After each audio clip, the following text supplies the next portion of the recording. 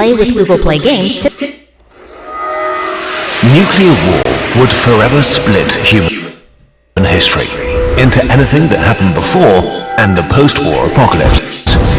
In the worst case, mass fires consume everything within tens of thousands of square kilometers, killing hundreds of millions within hours. But the worst part comes after that. Nuclear war could trigger a nuclear winter that might kill billions, maybe even completely collapsing our civilization. How does it work, and what would it look like? Fire causes winter. When a nuclear weapon is detonated, a bubble of gas hotter than the sun is forced into existence, so hot that everything within kilometers immediately begins to burn. The terror bubble expands rapidly, filling the sky over its target, creating a devastating shockwave that causes most of the immediate destruction. Basically, you break a lot of stuff and set it on fire. And in the worst case, this turns into a firestorm that consumes everything and everyone on the ground. Right after the explosion, a gigantic mushroom cloud rises over the destruction like a demon throning over its perverse work.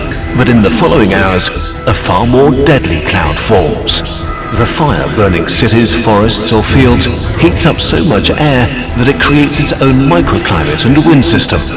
Hot air and hot smoke rise, pulling in fresh air from the surroundings and fresh oxygen, stoking the flames even more. This creates an updraft and forms a colossal pyrocumulonimbus cloud that carries the soot and aerosols from the flames high into the stratosphere. Under normal conditions, the soot rising from a big fire is quickly washed out by rain. But a pyrocumulonimbus cloud can reach altitudes well above the height where rain clouds form. Once above the tropopause, there's simply no weather to remove soot from the atmosphere, so it can stay aloft for years. If this happens to a single city, it's a tragedy, but a fairly local one. But in a full-scale nuclear war, warring nations following the cold logic of mutually assured destruction could use hundreds or even thousands of nuclear weapons all at once, creating hundreds of firestorms, sending up to 150 million tons of soot, a cube the size of a skyscraper, directly into the stratosphere. In the next few days and weeks, the soot begins to blanket the Earth at high altitudes, absorbing light high above the ground and preventing sunlight from reaching the surface. This is not like science fiction where the sky turns dark and the sun disappears. Winter is what happens when just a little less sunlight hits the ground, and now suddenly a lot less sunlight gets through. Yesterday, the world was normal. Today, nuclear winter begins. Winter causes hunger. How bad nuclear winter would be is still an active area of research. It all hinges on one thing: how much stuff will burn really hot? How many firestorms will be caused by the heat of the explosions? This depends on many factors, from the materials a city is made of, to the time of the year, if a forest is nearby, and so on. So just keep in mind we're working with some assumptions. Here's the good news. Nuclear winter is not permanent, and definitely no new ice age. The effects on the climate only last as long as the soot remains in the atmosphere, which is at most a decade or so until it clears out and temperatures normalize.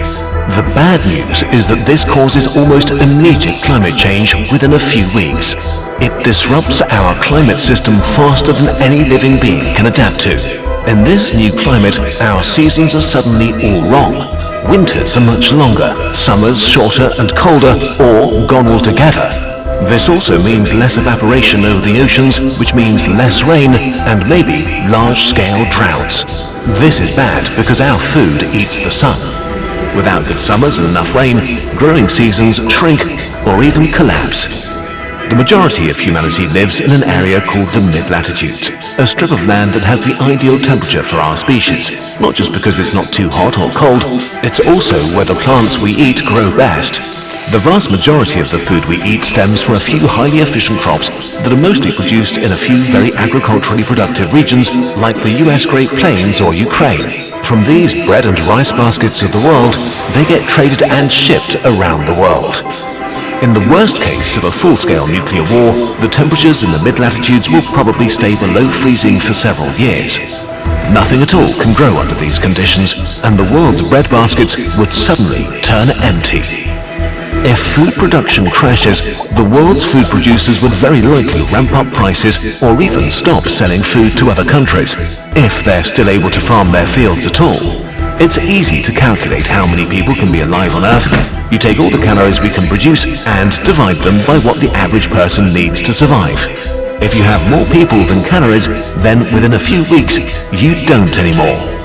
Humanity has only a few weeks' supply of crops and food, not enough to survive this drastic drop in production.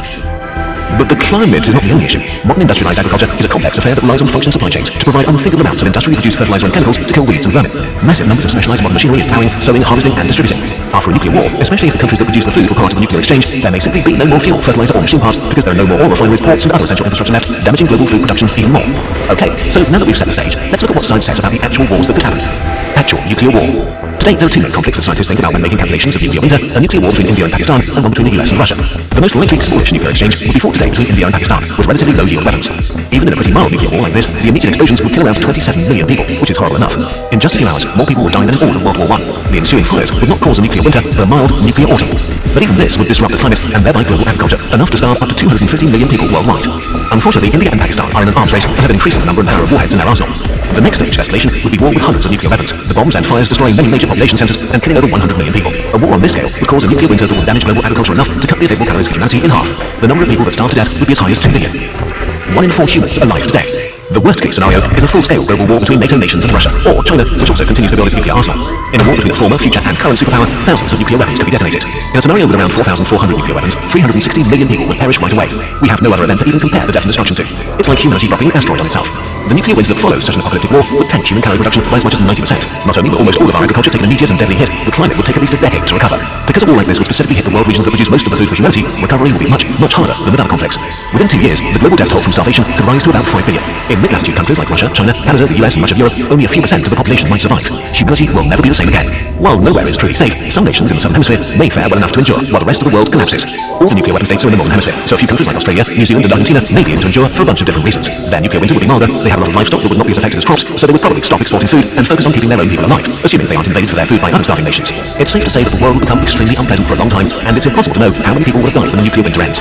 In the worst case, human civilization could collapse, and the survivors would be thrown back thousands of years, slowly trying to recover a world full of stars and graves. Eventually, when they've rebuilt civilization, would they ever build nuclear weapons again? We know for sure that we need to do anything we can to make sure nuclear war never happens. This video was supported by Open Philanthropy. If you want to know what you can do to reduce the risk of nuclear war, you can either support expert organizations or become a citizen expert yourself and learn more. We've compiled a list of further reading and expert recommendations in the info box and our sources log for you. Thank you so much for helping us clear out the Kurzgesagt warehouse for our big move. But watch out, sometimes creepy things are hiding behind those boxes. Wild dread appears. What will you do? Quick, grab something from one of those boxes to defend yourself. You used war. It's very effective against dread. Look, you've unlocked some amazing deals. Save up to 50% on awe-inspiring products in our biggest sale ever. Some of our finest creations are eager to find a new home, like the Duck Plushie, our elaborately designed notebook series, and a few of our very best infographic posters. The birds will be moving the last boxes to the new warehouse soon, so grab a notebook, plushie, pen or poster before the moving sale ends, or before dread gets a hold of them. The birds really appreciate it.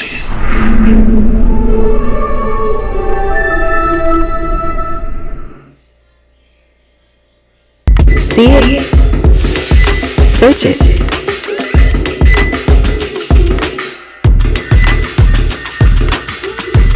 Choose Chrome, the only browser with Google Lens. Every college student needs to have Grammarly in their life. If you didn't know, Grammarly is an AI writing partner that helps students with their writing from beginning to end so that they can get good grades with integrity and confidence. For example, they could help you brainstorm initial topics, summarize articles, or give you feedback on your essay. I use Grammarly a lot when I'm stuck on a topic of an essay. I ask Grammarly for assistance on what to start off with and brainstorm for my new essay. Another super helpful thing is that they can automatically generate citations. You don't have to do it manually, you don't have to leave your webpage. If you don't already have Grammarly, I feel like you should definitely get on it because it is so helpful.